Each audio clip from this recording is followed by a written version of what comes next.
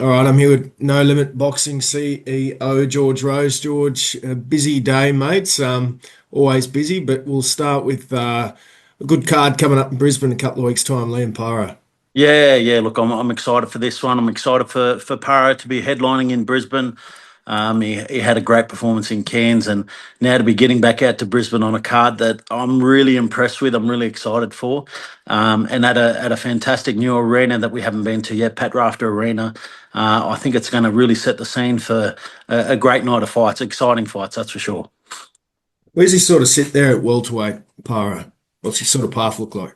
Yeah, look, I think he's dangerous. I think he's without a doubt one of our most talented boxers in the country. He fights beautifully. He fights very exciting.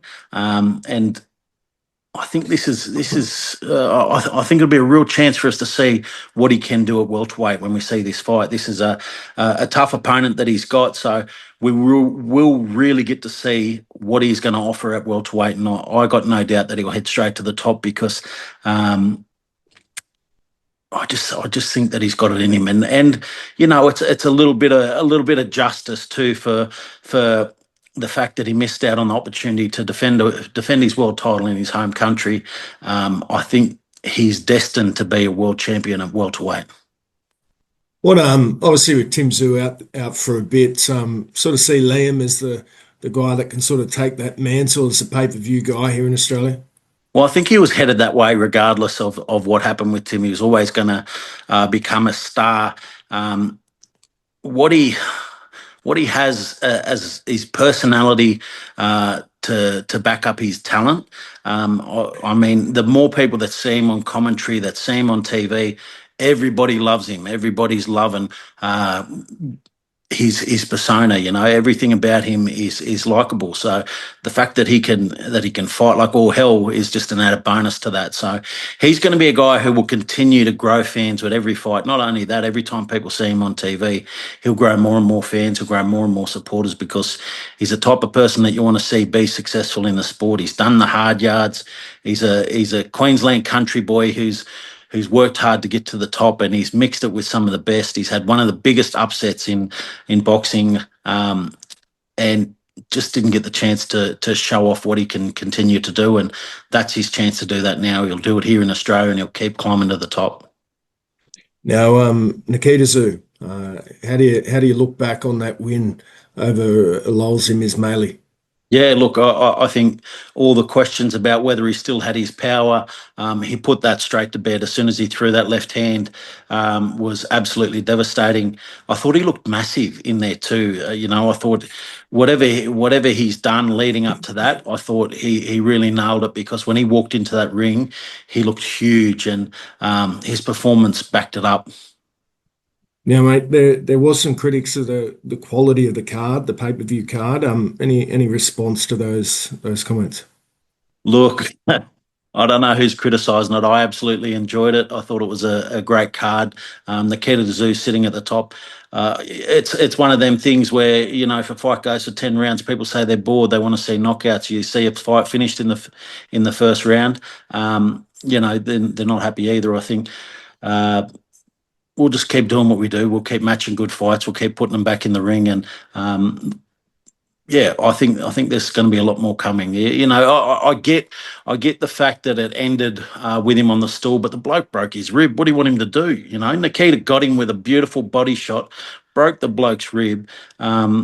What do you expect from him? The fact that he couldn't come out of the round. I know that we'd all love to see it happen dramatically in centre ring, and it's always a little bit of a letdown when it happens in the corner. But I thought Nikita still looked great, and I thought he ended the show the way that he should, and I look forward to seeing him back in the ring again.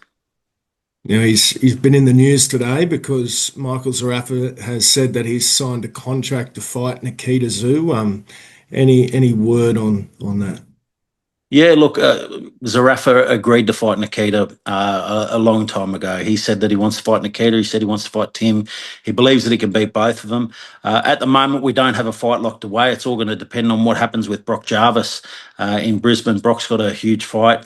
If he puts on another massive performance like he did in his last fight, there's a good chance that it could end up being Brock next. But everything will hinge on what happens in that fight as to who Nikita fights next.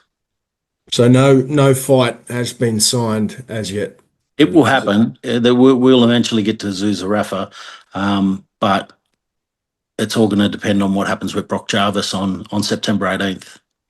Now Michael's claimed that he's a bit of a black sheep there at No Limit, and he's sort of on the outer, and Tim and Nikita get favouritism. Response to those comments? No, look, I mean, the boys have been at No Limit for a very, very long time, and I think when you've got fighters within the same promotion fighting each other, that it's understandable that there would be that feeling. I get that because they're both No Limit guys and they're fighting each other. So you could sit there and look at who's getting what treatment and who's getting the pat on the back or who's getting the most conversation. It's all small talk. It's all none of that matters. What's going to matter is what happens in the ring, and the two of them are going to fight each other eventually. That will happen, but there's no favoritism either way, regardless. But I do get why you'd feel that way because when you've got two people fighting, it's like if your two brothers are fighting. It's going to feel like you're picking one side or the other. If Matt and Trent were here having a fight now, and I grabbed one of them, one of them's going to be blowing up about the other one. So it's expected. Hypothetically, if Nikita Zerafa was to happen, is that a stadium show? Does it happen this year, next year? What are your thoughts? It's huge. It's huge, and when it happens, we'll find out very soon. We'll find out very soon. Obviously, after that Brock fight, a lot of things will get moving straight away. But it's a big fight. It could well be a stadium show, and we haven't had a stadium show this year, so maybe it makes sense to just knock that over and do a stadium show, finish with a bang, and have a really exciting end to the year. But we will see. We'll make a decision. Oh, sorry, did that just cut out? No, it's all good. My phone's ringing. We'll have a decision after Brock's fight and who that ends up being and how it ends up happening will all be announced very, very soon. After that, we'll get that ball rolling straight away. Now, Tim Tszyu, have you spoken to Tim? We've seen him in Japan. How sort of long do you think he'll be sort of sidelined for? That's all going to be up to him. He's enjoying Japan at the moment. He'll be back soon. I've been staying clear of him. I want him to enjoy his time off. I want him to have a good break. I've been loving his holiday posts. He's definitely getting that rest and recovery and not only physically but mentally to get away and enjoy a bit of tourist life.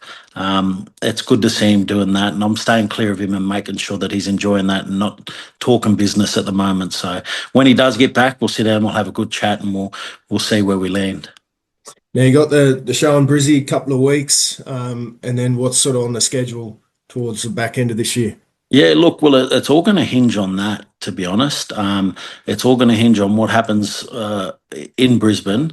I think the Brock Jarvis result will be a huge one because that'll decide how quick that next fight happens and where that will be. So there's a lot hanging on the Brisbane show.